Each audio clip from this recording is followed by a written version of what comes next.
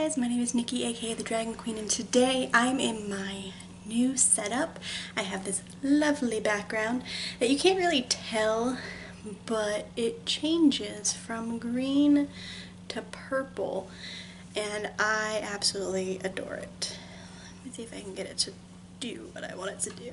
I can't. So, anyway, I am here because today is Roald Dahl Day. If you don't know who he is the author of the very, very popular and well-known book and movie Matilda.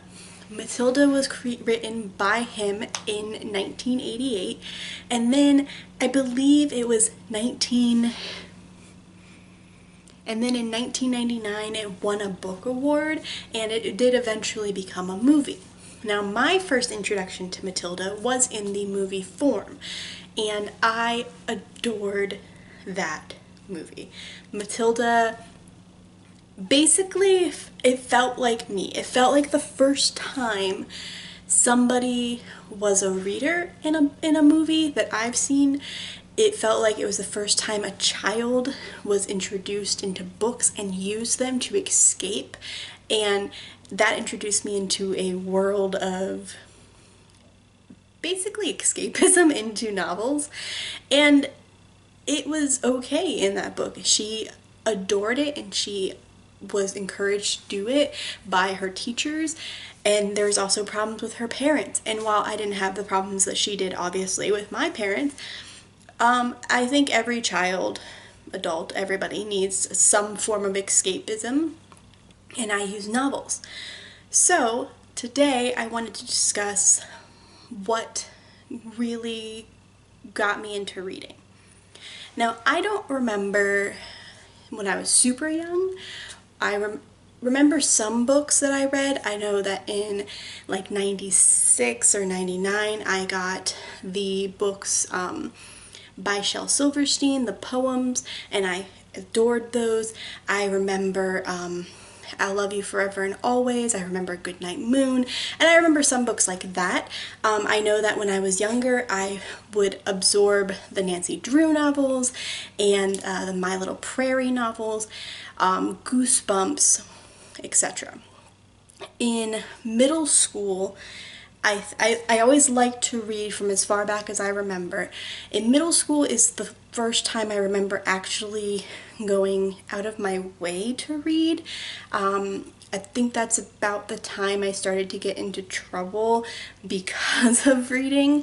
I would read while in class, and I would read while I was at home and on the bus, and just any time I could possibly read, I was reading. And middle school is hard for everybody, so I think that was the perfect time for me to start reading, because that was about the time that I learned what bullying was, and I started to get picked on, and I started to gain some weight, and that was about when I realized that maybe I'm not normal according to their silly standards. And I had a few friends, but I hung out with the outcasts of the group, the ones that weren't really friends with anybody else. At least that's how it felt. And they were all really sweet, and I did enjoy our lunch conversations and whatnot. The one thing, I don't remember my 6th grade year very much. In 7th and 8th grade, one of the biggest things that helped me was not only reading, but music, and I became obsessed with music. I started playing the piano in like 4th grade, I believe, and then in 5th grade, in 4th grade I did choir. In 5th grade I did not. I continued piano. In 6th grade I picked up the clarinet, and then in 7th grade I really jumped in full force into music.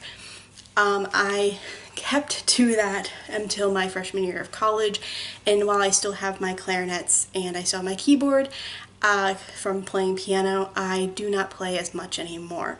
Instead, my escapism has gone more down the route of reading, mostly because it's quieter, and it's a lot harder as an adult to find the time and the place to play instruments. So in middle school, other than band, I wasn't accepted in my other classes.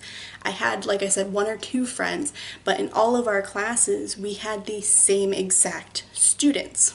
So there were 30 of us, we were all the same kids in the same class, all of our generic education courses. And most of them didn't like me, or I didn't like them, or whatever. So I just kind of ignored them, and I read, and I went to school, and I did my classwork, no big deal. But that's kind of when escapism became my thing. That's when I started reading more and more. That's when I started bringing home 3 or 4 books in the weekend and reading them and locking myself in my room and constantly reading. I was reading probably non-stop unless the teacher told me to not read or at the dinner table, because my parents were very adamant not to read at the dinner table. That was time to talk to family. When I went to high school, I remember, actually middle school was the only reason why I remember a social security number was because of the library, because our social security number, for some reason with the X at the end, was our library card number. They changed it later, I found out. But I always thought my social had an X at the end, and it took me like years to realize it didn't, because I used it so much like that for checking out books. But in high school, my friends and I, our go-to place would be sitting by the soda machine right in front of the library. And I did the same thing. I read a lot. I read a lot from the library. I didn't buy a ton of books, I don't think, because obviously I didn't make a lot of money until I was 15. I got a job, I think, 14 maybe. Worked as like a not a barista, what's the word? A hostess. I worked as a hostess at a coffee, or at a buffet. So most of the books that I read, I borrowed from the library. And at one point, I remember I was like, I'm gonna read every book in this library, like from A to Z in fiction. Every book. So when I say every book, I don't mean the nonfiction, I just mean the fiction. I think I got to B, and then, I think I got to the first bad book, and I was like, no. And this was way before I knew about like DNFing and whatever. So I learned at that point, I really liked thrillers and fantasy. Now, thrillers I enjoyed because there was a suspense, and it was one of the few books that still to this day, I can't pre-figure out. So one of the biggest issues I have with books is that they're predictable. So if I read a thriller and it's done well, you can't predict it. And I was obsessed with Dean Koontz as a teenager. Now, that sounds weird coming now because I don't really read Dean Koontz so much anymore. And I've read more misses than hits lately of his stuff. But as a teenager, almost every book I read by him, I adored. I did not expect the ending. I was just like, oh my god, this is so good. And it just became a thing. I just kept reading more and more and more. Now, this is about the time I also started writing. I wrote a lot in middle school too, but I don't know exactly when I started writing, but I remember creating stories and in my head a lot. And I used writing also as a form of escapism. But the thing is with writing is what I write now is pretty close to what I wrote then. And that's horror, dark things.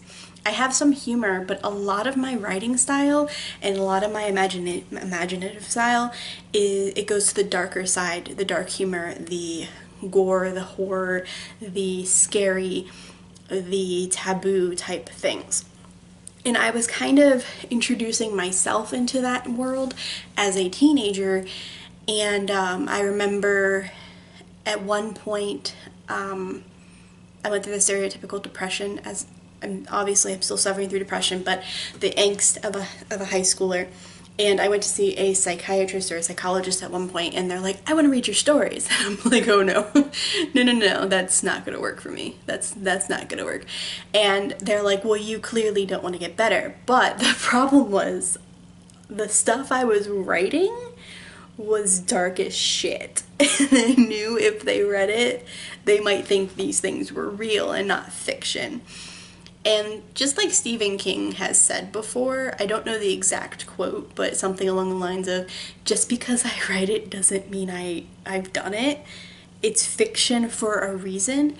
And not a lot of people get that if they don't read, especially fiction, because otherwise some of these horror books would be even more terrifying if the author had to have done the thing to actually write that book, because that's kind of creepy and scary. Stephen King is probably a horrible monster if that was true. So it was funny. And even to this day, some of the stuff I write, I'm like, where did that come from? It's so horrible, it's scary. I'm just on a rambly tangent today.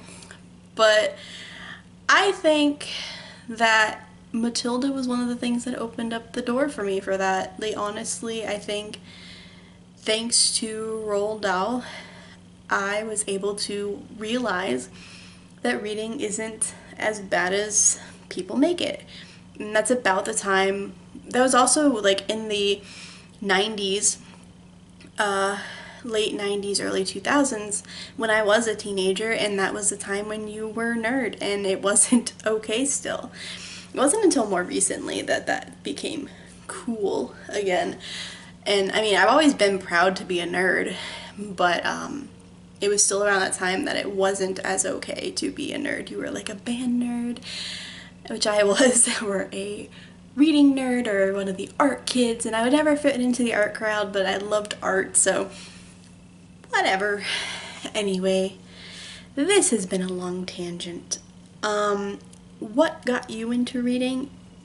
And if you don't read, one, welcome to my channel.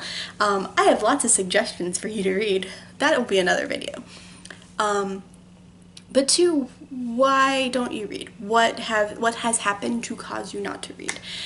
And I would love to know what books some of you other booktubers have read recently that has encouraged you, or not recently, but read as a child, that encouraged you to become who you are today, and has encouraged you to read more and more and more, if that makes sense. But yeah, happy Roald Dahl Day. Like it if you like it, subscribe if you want to, and this is the Dragon Queen, signing off.